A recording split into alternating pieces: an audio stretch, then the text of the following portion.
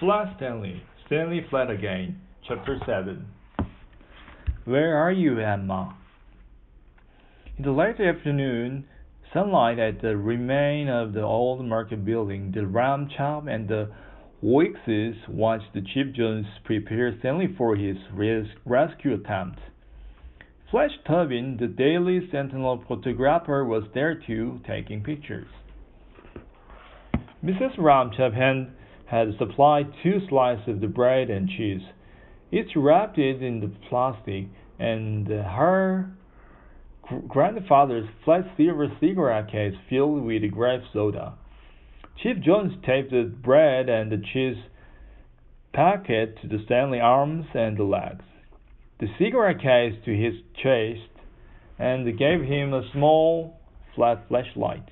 Then he had Stanley up to the tall crag in the wreckage. "Emma!" he shouted. "Fella's coming to help you.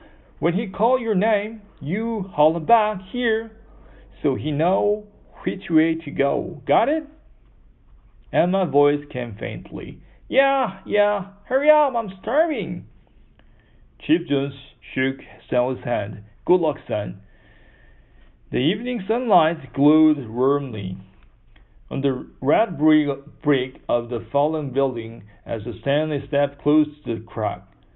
Mrs. Ramchap waved to him, and Stanley waved back. "How handsome he is," she thought.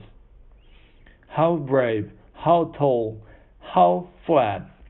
Stanley took 2 steps forward and disappeared sideways through the crack. A moment later he heard his shout. "Hey, it's really dark in here."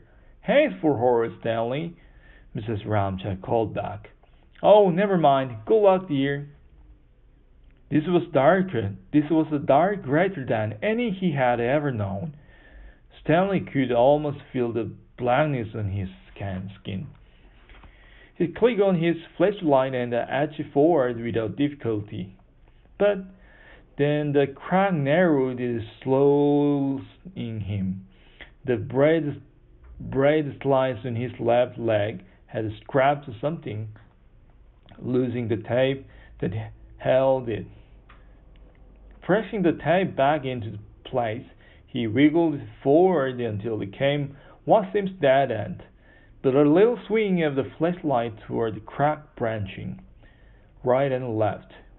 "Emma," he called. "Here!" Her voice came from the right, so he moved along the branch. "Emma!" Yeah, what?" When I say your name, you're supposed to say here."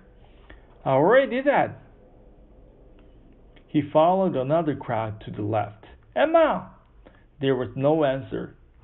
Stanley managed a few more feet and then, quite suddenly, the crack widened. He called again. "Emma! Bananas keep turking," he shouted. "I needed to hear you. Banana here, blah blah, whatever. Hey, can I see your light?" And there she was. The crack had widened to become a small cave at the back of which sat Emma.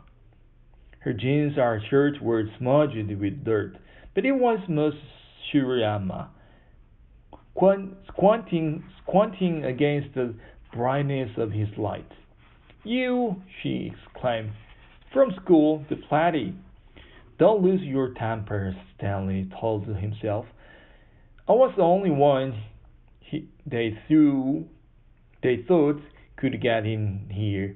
How are you doing, Emma?" Emma rolled his eyes. "Oh, just great. A whole building followed me, and they sent in Flatty. And now I'm starving to death." Stanley taped a slice of the bread and cheese and handed them over. "Cheese, huh?" Emma put her sweets together and took a bite. "I hate cheese. Got anything to drink, Flatty?"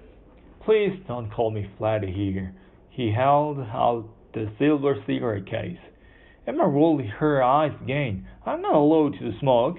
It's soda." She opened the cigarette case and sipped. "Blah, I hate grapes." Chief Jones' voice rose from the hole in the wall behind her. Stanley, you're there yet?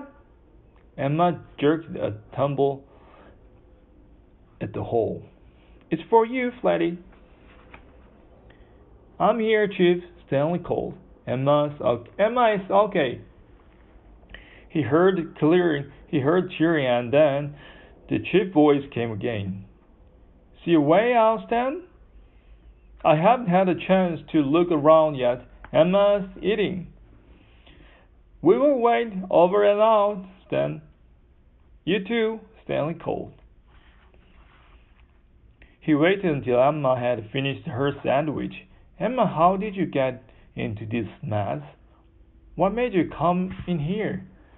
Others came over to look, Emma said, and they had all their signs, danger, keep out, all over the place, even behind in the parking lot.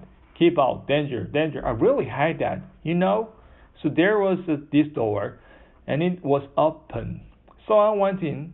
She finished the grape soda. Okay, let's go. Not the way I came in, Stanley said. I could just barely squeeze it through, and we have to be careful because I know, Emma interrupted. Chief, what's your name? Keep telling me, don't move around. The whole rest of the building might crash down. So, am I supposed to live down here forever? This door you came through, Stanley said. How far did you come to find this sort of cave we're in? Who said anything about far? I just got inside and there this cracking noise and the whole building was shaking and I fell down right here.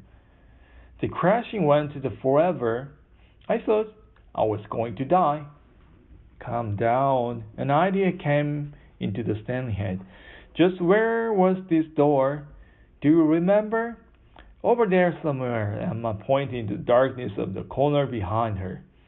Stanley swung his light, but saw only what seems to be solid wood, splintered board, rock and brick. Emma pointed a bit left, then right. Maybe there, I don't know. Was I supposed to take a picture or something? What difference does it make? We might be just a little bit inside that door, Stanley said. And what we want to be just outside of it? Moving close to the corner, he saw the jagged piece of the wood protrude at waist level. It came out easily when he tugged, followed by loose dirt. Emma stood beside him. Why are you making this mess? He poked the hole with a stick. Maybe I will find. Dirt cascaded from the wall, covering his chute. He saw light now, not just his light circle from his flashlight, but daylight, unmistakably daylight. Oh, said Emma. Stanley made the hole still larger, and they saw the door lay on its side across the bottom of the hole. Rock is limiting the opening on both sides, but it was big enough. They would be able to wiggle through. He ran back to the wall from which Chief John's voice had come. We are on your way out, he shouted. We will be back in that courtyard. Got it, came the chief's voice. Great work, Stanley turned to Emma. Let's go. I'll get all dirty, silly.